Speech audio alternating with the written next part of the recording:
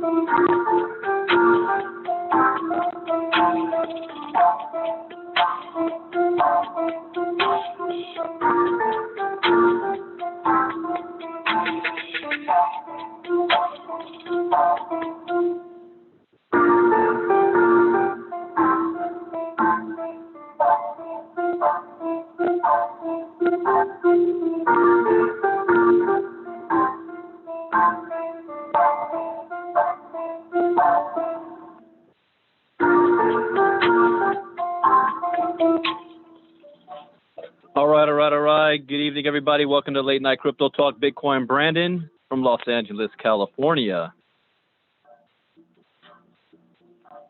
Very excited this evening. An hour away from a special strategy call with my team and leaders. Go ahead and type in the chat box where you're listening in from. As a disclaimer, I'm not a licensed financial advisor to be giving financial advice. I read the news, give my opinion, share a suggestion, and it is up to you to make an informed, intelligent decision on which direction you want to move into.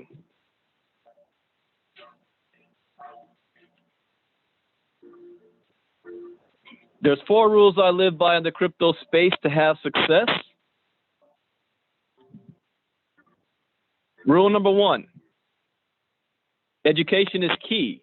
Education is everything. Rule number 2, never invest money that you cannot afford to lose. Rule number 3, always get your return on investment back as fast as possible.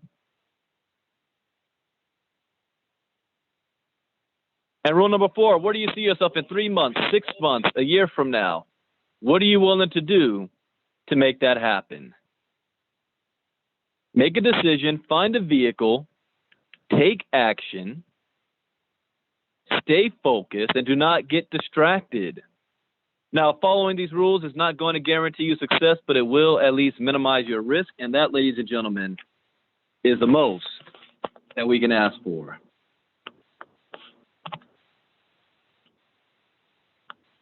So as we go ahead and kick things off here, make sure I have my speaker on. Omar Jarrett, good evening. Shane West, Patricia Davis. We're on YouTube tonight because Facebook will not let me go live. So make sure you hit the thumbs up on the YouTube channel. What's the market doing? Well, the market right now is at $219 billion, down 0.27% over the last 24 hours. So it's been flatlined the last 24 hours. Bitcoin price is at $82.51. It's stabilized between that $8,000 and $8,300 range. We'll see how long it stays there. And I only have one article to cover tonight, since I'm going to be doing a special training in 1 hour. In fact, I wasn't even planning on doing a talk tonight until I saw Pat Davis drop an article that caught my attention. And it is an article from Forbes. So anything that I see from Forbes, Fortune, CNN, Fox Business, NBC, mainstream media, talking about Bitcoin and crypto these days, I pay attention. So this article says Morningstar is building a blockchain bridge to the $117 trillion debt securities industry. Here is another form of disruption that the blockchain is doing. This time, it is doing it in $117 trillion industry. You guys see that? So Morningstar Credit Rating is making a number of previously unknown moves into the burgeoning industry of assets issued on a blockchain. The rating agency, whose parent company Morningstar Inc. made its name rating mutual funds from the likes of Prudential, Morgan Stanley, and TD Ameritrade, is on the verge of rating a number of investment opportunities similar to Bitcoin, but backed by real-world assets. Stop right there. Do you see the list of names of companies in the industry? You see that? We're not talking about JJ's Ribbon Shack down the street or Julio's Tacos on the corner. We're talking about Prudential, Morgan Stanley, TD Ameritrade. These represent trillions. Traditionally, Morningstar Inc., which is valued at $6.4 billion, uses grades of 1 to 5 stars to rate a wide range of assets based on their past returns to investors relative to the risk of the investment. In spite of Morningstar Inc.'s credit rating division only receiving permission to rate corporate debt in 2016, the upstart financial services company last year passed $1 billion in revenue for the first time, putting it within spitting distance of the veteran Fitch Ratings, which generated $1.7 billion revenue that year. Now, the Chicago-based company is challenging Fitch and the other big three ratings agencies, Moody's and Standard & Poor's, for pole position in the race to bring credibility to assets issued on a blockchain, also known as crypto assets. While Morningstar's rating services extend to government and corporate bonds, its blockchain work so far is limited to structured finance debt instruments.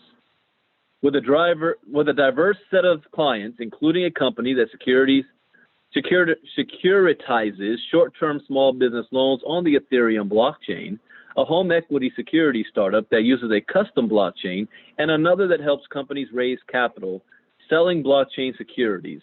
The multiple blockchain efforts underway amount to the largest bridge being built between the mostly uncharted world of blockchain, the technology first made popular by Bitcoin, and the global debt securities industry, which had $117 trillion outstanding as of March 2019, according to the Bank of International Settlements. As these startups, some of which have been working in obscurity for years to bring institutional investors to the world of blockchain, slowly emerge from stealth, and enterprises long afraid to even mention Bitcoin in public are increasingly finding ways to explore the underlying technology. Morningstar's entrance into the space could unlock billions of dollars waiting for the moment when crypto assets finally become credible. Dr. Lewis trying to call me. I can't talk right now. I am live.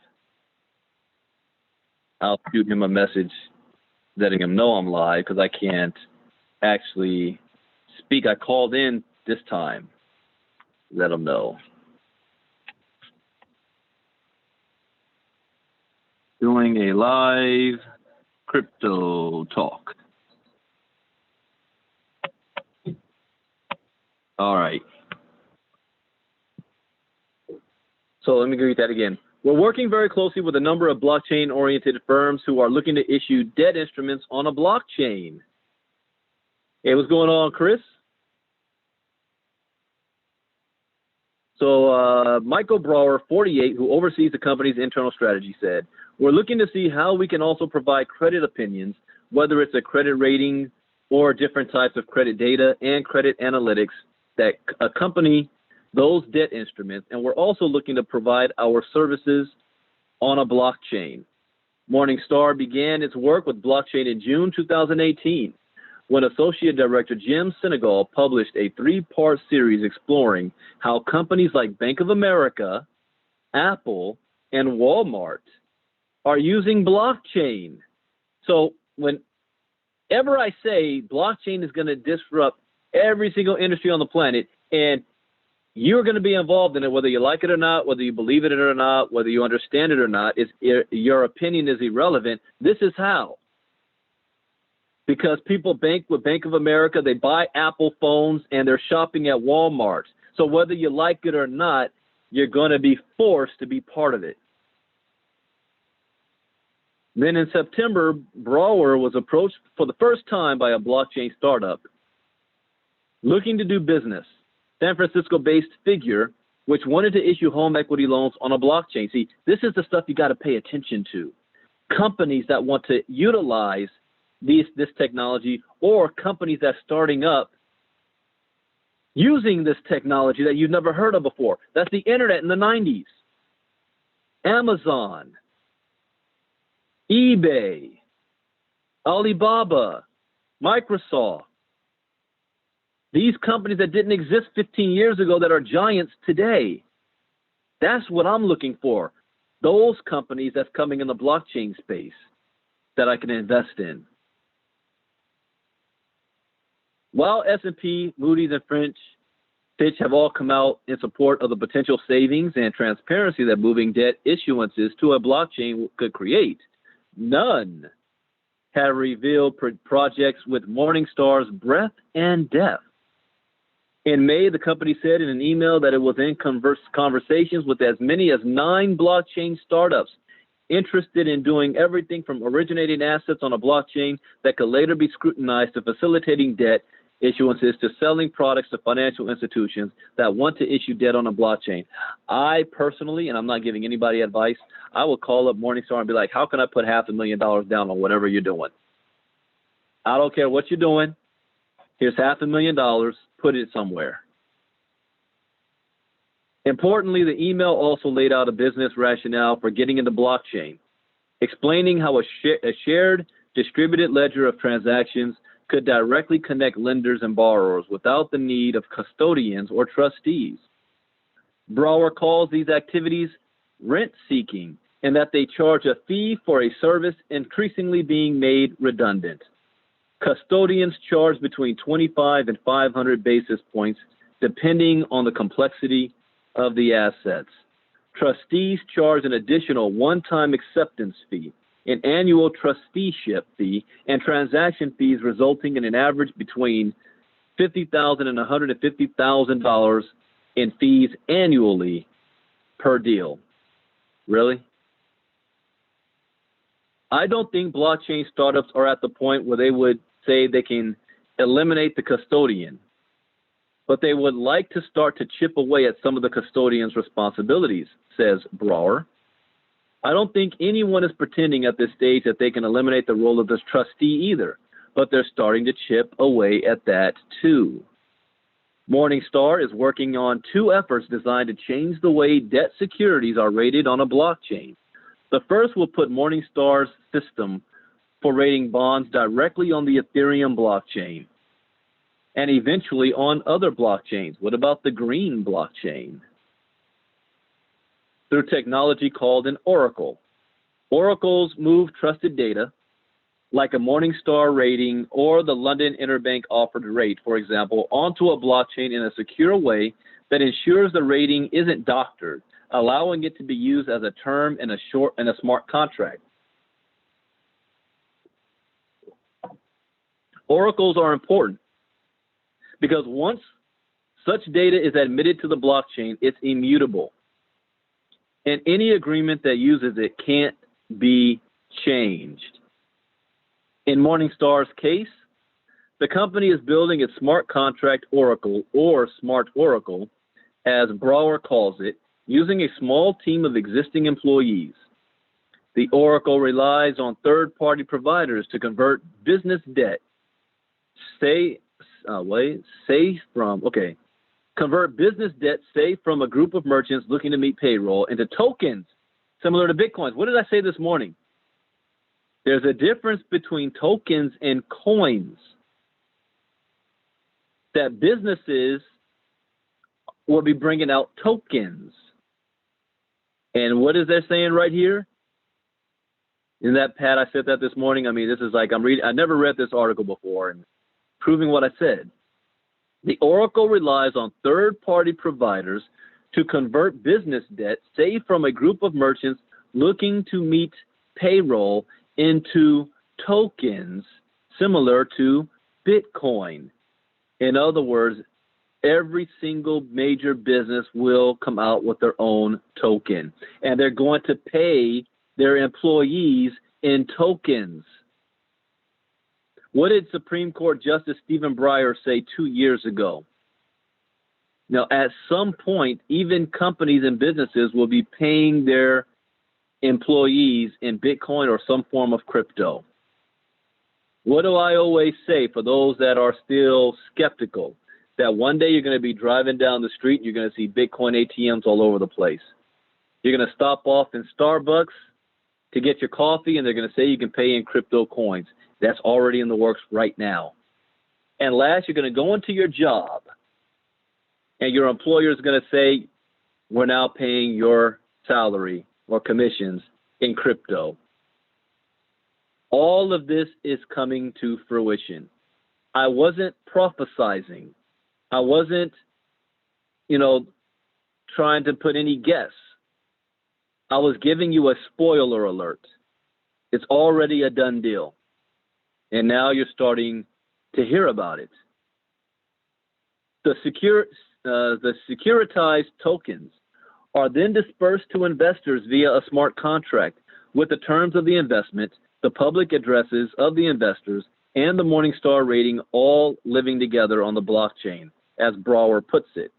As of now, no new staff is being hired for the project, but Brower says employees at DBRS, which Morningstar purchased this year for $669 million, have also been approached by prospective blockchain debt issuers and will likely be joining the Morningstar effort very soon. Good evening, Bethany. We don't have it fully out yet, but we are in fact creating technology to be able to disseminate a credit rating on chain, says Brower. We refer to it as an oracle of ratings that would be able to come directly from a third party, such as us, and tell interested parties our opinion of the creditworthiness of a particular debt issuance. Oh, you could have kept that there, Pat. Brandon Ivey prophecy. That's okay. The second blockchain product is also for debt securities, but involves Morningstar making available the quantitative rating models it uses internally on a blockchain. Morningstar and other credit agencies use these models to determine the credit worthiness of debt securities. And if all of this is kind of going over your head right now, that's okay. This is Forbes magazine. They're not writing this for the average person. They are speaking to a very select group of people right now. Institutional investors, Fortune 500 companies, people that got money. They understand this language. So if you're listening to this and you're saying, I don't get it, hey, at least you're listening to it. You're exposing yourself to wealth. These people are talking about how to make money off of other people's debt. That's why we're able to live in a debt society. They're making money off of debt. So the more you listen to this stuff, the more you read this stuff, the more it will start to make sense to you and you'll understand it. Therefore, putting your mindset on another level of wealth generation. So what the models themselves won't likely run on a blockchain anytime soon due to slow settlement times. Okay, think about that critic I read yesterday that talked about the internet in 1995 wasn't going to go nowhere because it was too slow. Took 15 minutes for him to search the Battle of Trafalgar. Today, it does it in 0.06 seconds. It took him 15 minutes to pull up hundreds of listings about the Battle of Trafalgar. I did it in 0.6 seconds, and it brought up 7.7 million hits. So it's okay that, yeah, the times are slow right now, but it's not going to be slow later. The inputs and outputs of the model could be logged on the public blockchain, making it easier for investors to test the quality of investment on their own, but still for a fee. The objective would ultimately be to allow investors in a digital debt security. How many of you have ever heard of that before? A digital debt security. The average person doesn't talk like that walking down the street. Hey, man, did you invest in that digital debt security? So we'll say what? So investors in a digital debt security to be able to run an independent third-party model and see the results of that model on the blockchain, says Brouwer. Of the two blockchain efforts currently underway, only the commercialization of Morningstar's models will generate new revenue for the company. To give an idea of the growth opportunity here, pay attention to this. To give an idea of the growth opportunity here, Morningstar managed $29 billion in assets last year in custom models built for its clients. On the other hand, the smart contract oracle will result in publicly available ratings similar to those already published for free on the company's website. Taken together, Brouwer believes the savings from the reduced reliance on custodians and trustees will let debt issuers build smaller, more affordable products without sacrificing profit. See, how can the blockchain go mainstream? Because it solves a problem. We read about it yesterday.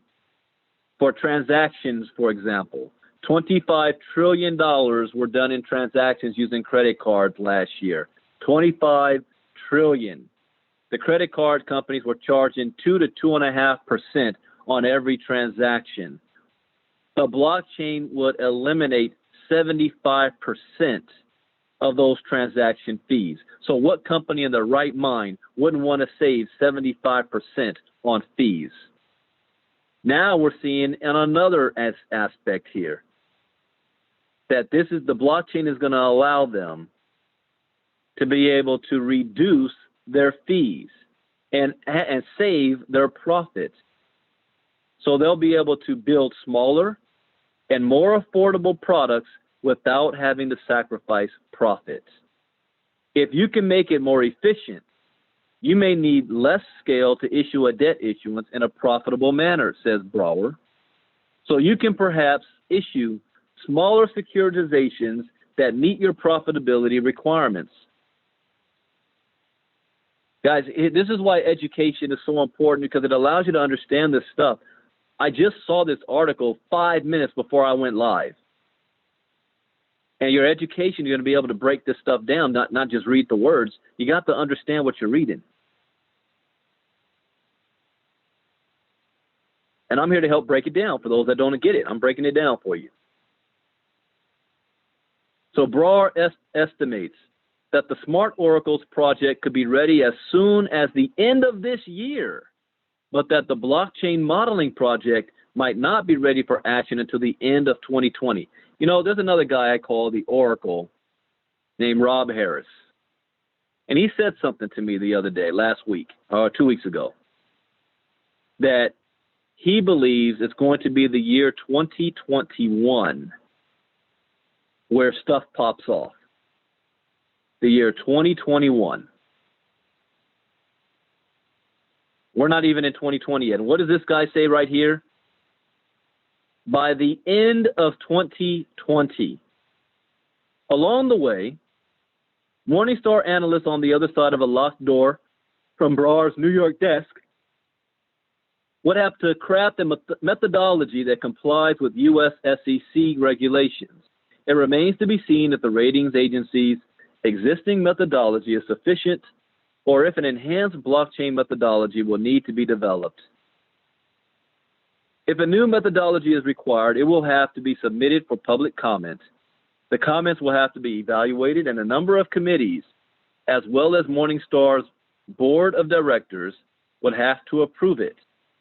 There's a very elaborate and intricate governance process, which is all based on Dodd-Frank law and SEC regulations, says Brower. One of Morningstar's earliest partners is Figure, the blockchain home equity line of credit startup founded by Mike Cagney, former CEO of personal finance giant SoFi.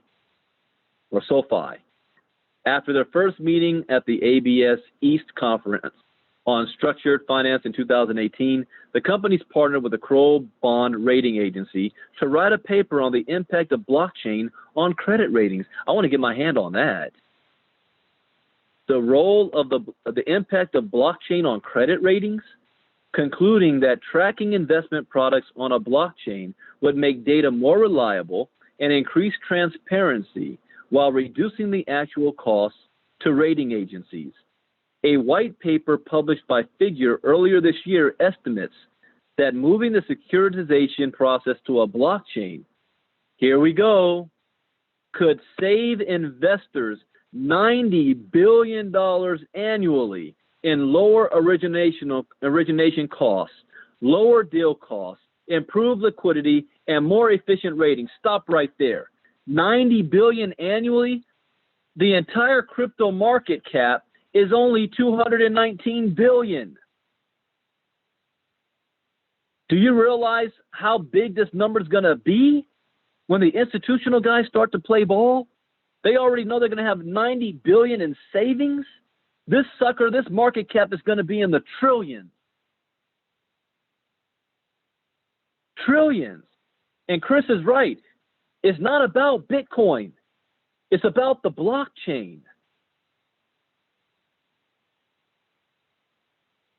This is sick.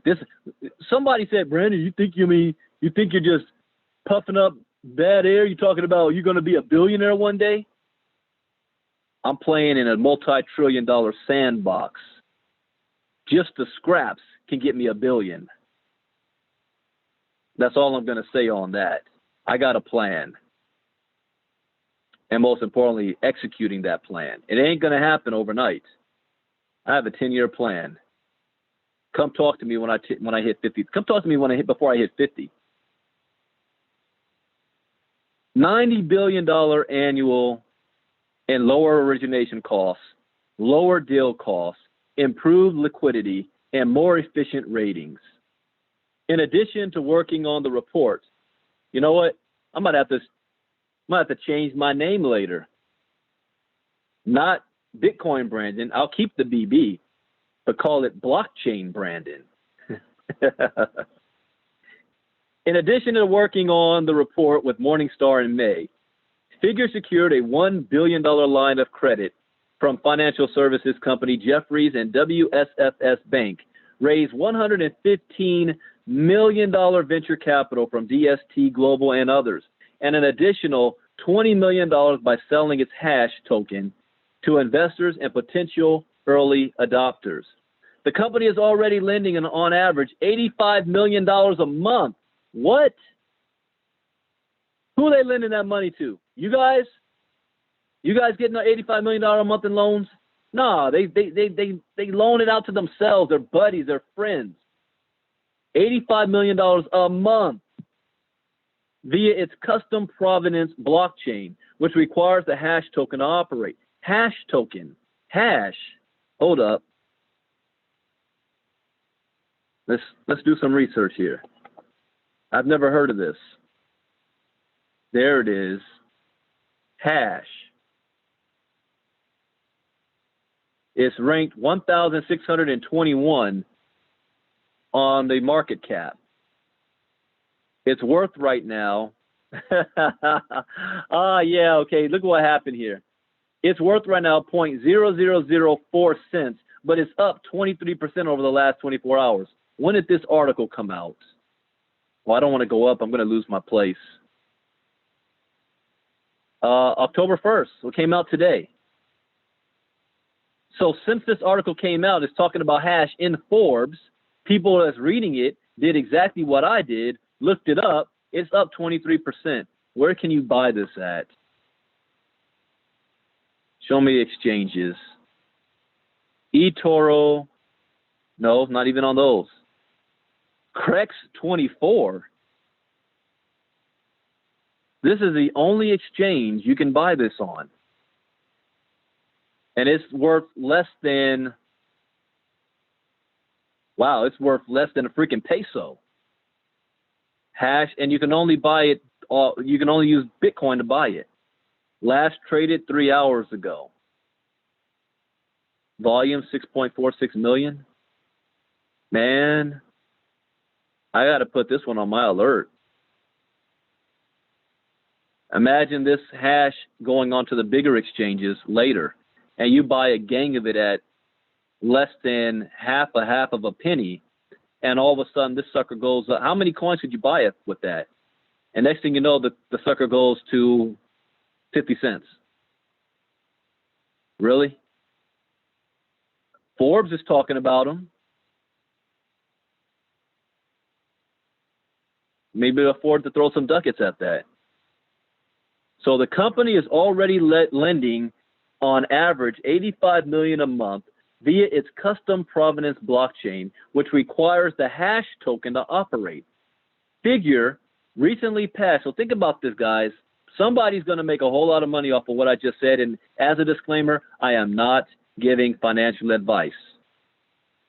This company raised $115 million. They're doing lending of $85 million a month, and it can only work by using the hash token. What does that tell you about the value of the hash token going to be? You don't need to be a rocket scientist to put two and two together. What is that exchange again? Crex. Crex. I've never heard of that exchange. Why would they choose that? Well, they got to use the hash token on the Ethereum. So Crex, trading pairs. Okay. Not a lot of volume here. Look at all the stuff that's attached to it. Dogecoin, Monero, Bitcoin. They even have their own token. Monero, Doge, Zoom Coin. I want to see their website.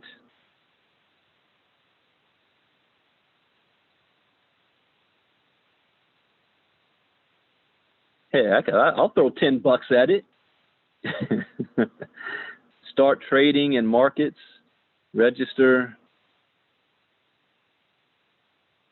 Open an account. I'm going to put this one in my back pocket. Let's continue. Figure recently passed $500 million in net loans at an annual run rate of about $1 billion and is now in advanced talks with Morningstar about rating a HELOC. I mean, guys, this thing, the coin just went up 24%, 23% over the last 24 hours. I got to look at the history of this. Hold on a second. Sometimes my mind, I'm talking and it's racing about something else on this. So hold on. The last 7 days, it was down 40%. Last 30 days, down 34%. But all of a sudden, it's hit a bump. I want to see the max all time on this. What year did it come out? So this is brand new. February 2019. It was at a higher price, of course. It spiked. It got all the way up to 1 penny. Okay. They probably, gang of people sold. It dropped down to almost less than half a penny. Shot back up to a little over a penny. This was in April. Wonder what the market cap was at that time. Came back down. Shot back up again. Came back down. And now it's been steadily low here. So it's shown the potential to shoot up to a penny on 1, 2, 3 occasions this year. which means that it can do it again. Yeah, all right. All right, I know what I'm going to do. Okay. So it goes on to say, Figure recently passed $500 million in net loans at an annual run rate of about $1 billion and is now in advanced talks with Morningstar about rating a HELOC securitization. According to Figure Vice President Mike Manning, we expect the first Morningstar-rated securitization to take place by the end of the year, said Manning. Discussions and preparations are active and ongoing. Another likely candidate to launch Morningstar's inaugural blockchain product is New York-based Cadence, which in March engaged the rating agency to help rate its securities on the Ethereum blockchain. By then, Cadence had already proved its business model by raising $500,000 in structured notes backed by cash flows from short-term term loans and revenue advances to qualified Amazon merchants. E-commerce lender sellers funding underwrote and serviced the underlying assets, selling stakes to a mix of accredited retail investors and institutional investors. In addition to a traditional debt security term sheet, investors in the note received a link to the underlying smart contract on the public Ethereum blockchain, showing the offering's transaction identification number, the investor's own wallet address, and an anonymized list of other investors' public Ethereum addresses. Since then, Morningstar and Cadence have been working together to nail down the right cost structure for blockchain securities ratings and to determine whether each individual investment should be rated or the model as a whole. After a lengthy back and forth from the legal teams of both companies, says Cadence founder and CEO Nelson Chu, 31. He's 31 years old. Good grief. The founder of Cadence is the 31-year-old kid. The companies focused on a traditional securitization and are now taking steps to sell shares of a debt offering for Fat Brands. Fat is on the NASDAQ, backed by cash flows paid by the company's franchises, including Fat Burgers and Bonanza Steakhouse. It will also be our largest to date, says Chu, in the range of $30 million. Cadence hopes to close the offering by this December. In total, Cadence has facilitated $17 million in debt securities on a blockchain, ranging from $20,000 to $4 million per fund, with $10.8 million still outstanding. Another likely candidate to facilitate Morningstar's first public blockchain rating is Barbados-based Polymath. Brower first contacted the startup this spring to learn more about its platform for helping companies raise capital by selling securities in the form of tokens, cryptographically secured on a blockchain. Initially called ICOs, these capital raises, dubbed security token offerings, when they are designed to comply with regulation, have so far raised $22.5 billion according to CoinDesk numbers, but have also increasingly come under fire from the SEC. On one side, many of the early organizers of ICOs not only failed to provide the kind of transparency that using a shared public ledger of transactions should have enabled, but didn't even live up to the basic levels of transparency required by the SEC, hampering institutional adoption. On the other side, though, the actual movement of securities have proved too transparent for the comfort of more traditional entrepreneurs looking to raise capital, further restricting wide-scale use of the potentially cost-saving technology. Only time will tell. That's like somebody saying, I'm not getting in Netflix in 1995 because, they're still mailing you videos in your mailbox. There's an AOL dial-up. There's no way you can stream it on the internet, so I'm not going to invest in it yet. That's the time to invest in it before it does what we all knew it was going to do. Same with Amazon. People thought all Amazon was buying books online. Really? Look at them now. To solve that problem, okay, how are you going to solve it? Polymath built software designed to merge the best of both traditional securities offerings and blockchain-based securities by letting entrepreneurs select trading restrictions, volume restrictions, create tokens, distribute tokens to investors, and automate dividend payments on the Ethereum blockchain. You might want to write that company down, Polymath. After curating a list of regulated exchanges, custodians, broker-dealers, and anti-money laundering platforms to deliver an end-to-end security solution for issuers, the company raised $57 million. Now, when you hear that, they raised, that meant people who put $57 million is doing what I want to eventually do, dropping $500,000 here, $250,000 on this company because they know or they believe, yeah, let's see where they're going to be 5 years from now. My $250,000 investment is now worth $20 million in 5 years.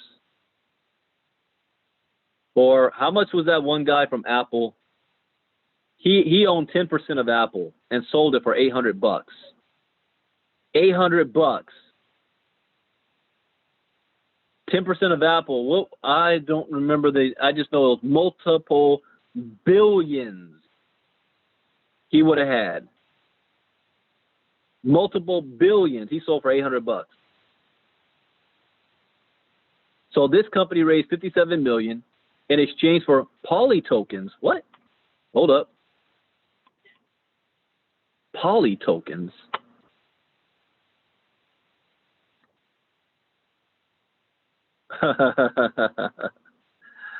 Right here.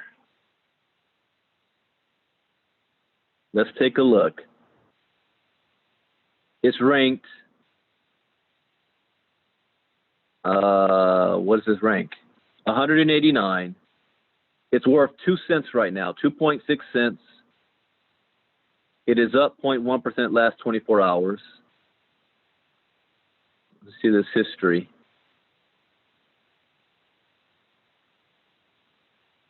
What? This at one point reached $1.34. Oh, this is when Bitcoin reached almost $20,000. So at its height, Monday, February 19th, 2018, it was worth $1.59. Right now, it's worth 2 cents, and they're just now reaching their full potential. Hell yeah! I'm not giving no advice. I'm buying this freaking coin. Are you kidding me? It got up to $1.50 when the coin market cap was at $700 billion without it doing everything that it's doing right now, just off a hype. What's going to happen when the coin market cap reaches $2 trillion? And they're already being featured in Forbes magazine. And the coin right now is only worth 2 cents. I'm not telling you what to do. I'm telling you what I'm going to do. Okay, let me save that. See, this is why I do crypto talks. This is how I learn stuff. All right, let's go on there. The company raised $57 million in exchange for Poly tokens, now valued at 0.25 cents, with a market cap of circulating tokens valued at $13.2 million, according to price site Masari. I don't even need to look at that. I can look at the coin market cap. So far, Polymath has helped its clients launch 5 STOs designed to be compliant with the SEC. The most advanced of the Polymath STOs is a $14 million round for e-commerce site buying.com, which is using its buy token. What the hell, man? All right, there's another one here. Buy. This is why I get frustrated, because I am not where I want to be yet to take full advantage of this stuff. Buy coins, POS, buy, sell. Okay, I need more specifics here. Buy token to streamline transactions between online stores. Well, they're not on the exchange yet. They're like green. They got a token, but they're not on the exchange, so you got to go to their site, buying.com. So what they're trying to streamline transactions between online stores, manufacturers, and customers, and is preparing to list on the Open Finance Network for regulated secondary trading. So they're not even up trading yet until 2020, second quarter. So they're talking about the summertime or spring. But so far, 287 tickers for possible future issuances have been assigned, according to Polymath numbers, leaving a big gap between interest in the technology and implementation. Enter Morningstar, according to Thomas Borrell, Chief Product Officer of Polymath. An issuer engages with us through our marketplace, says Borrell. They're going to be able to elect to engage with Morningstar, get their product rated, and get that rating attached to the token. So now anyone looking to invest, pay attention to this, anyone looking to invest into the token can see that rating from Morningstar and review it directly through the token. Morningstar has signed an agreement to work with Polymath if and when a project presents itself, according to Brower.